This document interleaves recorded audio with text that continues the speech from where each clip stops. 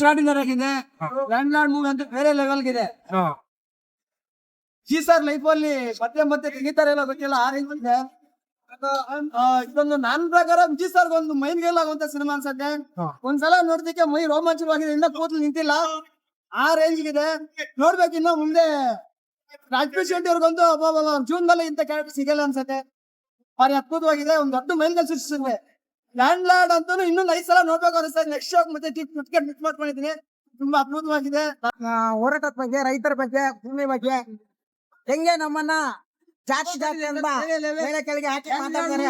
ಅವ್ರನ್ನ ಜಾತಿ ಎಲ್ಲ ಮನುಷ್ಯರು ಒಂದೇ, ಸಂವಿಧಾನ ಒಂದೇ ಅಂತ ಹೇಳಿ ತುಂಬಾ ಚೆನ್ನಾಗಿ ತೋರಿಸ್ಕೊಟ್ಟಿದ್ರೆ ನಮ್ಮ boss, Dhananjaya boss.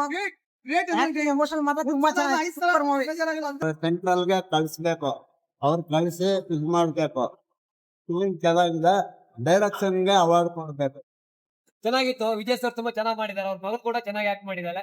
So film ತುಂಬಾ ಇಷ್ಟ ಆಯ್ತು. ಸೂಪರ್ ಆಗಿದೆ. ಸಂವಿಧಾನ ಅಂತಕ್ಕಂಥದ್ದು ಇಲ್ಲಿ ಎಲ್ಲಿ ತೋರಿಸ್ತಾರೆ.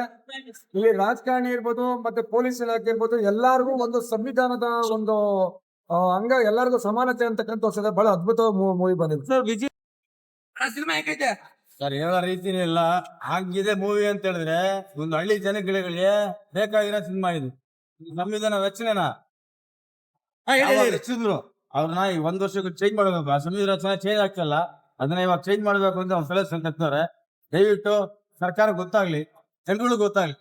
Thank you so much sir.